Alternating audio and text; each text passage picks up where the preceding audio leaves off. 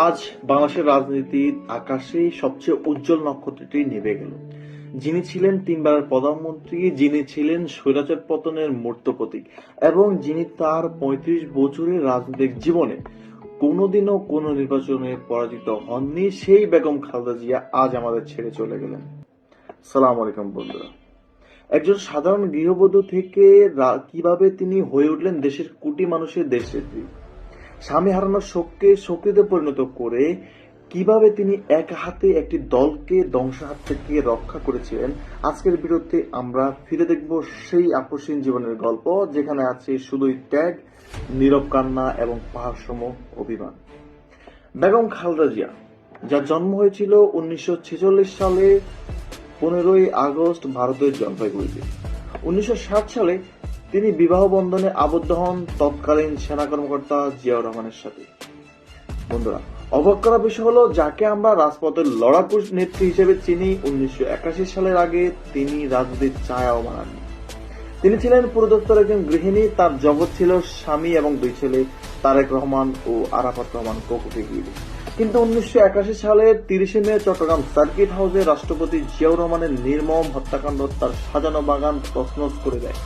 দুটি এতিম সন্তান নিয়ে তিনি তখন দিশেহারা। জিয়াউর রহমানের মৃত্যুর পর বিএনপি যখন ভাঙনের মুখে, তখন দলের নেতাকর্মীদের অনুরোধে 1982 সালে তিনি বিএনপির সদস্য হন। 1983 সালে ভাইস চেয়ারপারসন এবং 1984 সালে তিনি দলের চেয়ারপারসনের দায়িত্ব কাঁধে তুলে নেন। শুরু হয় তার আসল পরীক্ষা। এরশাদ বিরোধী আন্দোলনে তিনি রাজপথে নামেন। তাকে বারবার গৃহবন্দী করা হয়েছে, হুমকি দেওয়া হয়েছে, কিন্তু তিনি মাথা নত করেননি, আপোষ করেননি। ঠিক এই কারণেই বাংলার মানুষ তাকে উপাধি দিয়েছিল আপসহীন নেত্রী। বেগম খালেদা জিয়ার রাজনৈতিক ক্যারিয়ার। বেগম খালেদা জিয়ার রাজনৈতিক ক্যারিয়ারের সবচেয়ে বিস্ময়কর দিকটি কি জানেন? তিনি তার জীবনে কোনো নির্বাচনে, কোনো আসনে কখনো হারেননি। যদি আমরা পরিসংখ্যানগুলো একটু দেখি, তাহলে 1991 সাল থেকে তার নির্বাচন শুরু হয়। তিনি বগুড়া 7, ঢাকা 7, ঢাকা 9, ফেনী 1, চট্টগ্রাম 8 এই 5টি আসনে বিপুল ভোটে জয়লাভ করেন। দ্বিতীয়বারের মতো 1996 সালে তিনি বগুড়া 6, বগুড়া 7, ফেনী 1, লক্ষ্মীপুর 2, চট্টগ্রাম 1 এই 5টি আসনে তিনি লড়াই করে বিজয়ী হন। পরবর্তী 2001 সাল বগুড়া 6, বগুড়া 7, খুলনা 2, লক্ষ্মীপুর 2, ফেনী 1 এবারও তিনি 5টিতে জয়ী হন। বাংলাদেশের ইতিহাসে এমন ক্লিন শিট রেকর্ড আর কোন নেতা নেই। তিনি প্রমাণ করেছিলেন তিনি মাটির কতটা কাছের মানুষ ছিলেন। তিনি 3 দফায় বাংলাদেশের প্রধানমন্ত্রী হয়েছেন। প্রথমবার 1991 থেকে 96, দ্বিতীয়বার 1996 সালের ফেব্রুয়ারি মার্চ এবং তৃতীয়বার 2001 সাল থেকে 2006 সাল পর্যন্ত।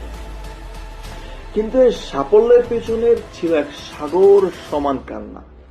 তিনি হারিয়েছেন স্বামীকে। এরপর 2015 সালের 24 জানুয়ারি তার ছোট ছেলে আরাফাত রহমান কোকো যখন প্রবাসে মৃত্যুবরণ করেন, তখন তিনি গুলশান কার্যালয়ে অবরুদ্ধ। একজন মা হিসেবে সন্তানের লাশ দেখার জন্য যে অপেক্ষা, যে যন্ত্রণা তিনি সহ্য করেছেন, তা ভাষায় প্রকাশ করা সম্ভব নয়। তিনি জনসমক্ষে কাঁদেননি, কারো বিরুদ্ধে কোনো অভিযোগ করেননি, পাথর চাপা কষ্ট নিয়ে তিনি শুধু নীরবে থেকেছেন। শেষ বয়সে এসে তিনি জেলে গেলেন, বছরের পর বছর হাসপাতালে কাটালেন। উন্নত চিকিৎসার সুযোগ থেকেও তিনি বঞ্চিত করা হয়েছে তাকে বলে অভিযোগ ছিল। কিন্তু তিনি কখনো অনুকম্পা বা দয়া চাননি।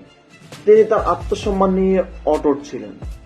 তিনি চেয়েছেন বাংলাদেশে অবস্থান করতে, বাংলাদেশের বাইরে না যেতে। প্রধানমন্ত্রী হিসেবে তিনি বাংলাদেশের নারী শিক্ষা অবৈতনিক করেছিলেন, সংসদীয় গণতন্ত্র ফিরিয়ে এনেছিলেন, কিন্তু তার সবচেয়ে বড় অবদান ছিল একটি ভেঙে পড়া দলকে তিনি ক্ষমতায় ফিরিয়ে এনেছিলেন এবং স্বৈরাচারের বিরুদ্ধে গণতন্ত্রের পাহারাদার হিসেবে দাঁড়িয়েছিলেন। বিএনপি যখন ভাঙনের সুর ছিল, তখন তিনি বিএনপির হাল ধরেছিলেন।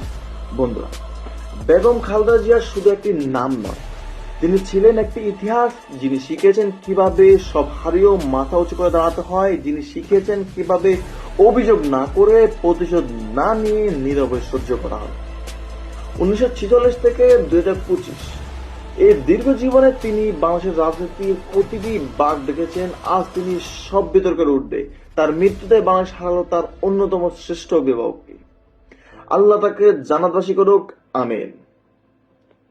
বেগম জিয়ার কোন গুণটি আপনাকে সবচেয়ে বেশি অনুপ্রাণিত করে? তার আপোষহীনতা নাকি তার ধৈর্য? কমেন্টে জানান এবং ভিডিওটি শেয়ার করে এই মহিয়সী নারী প্রতি শ্রদ্ধা জানান।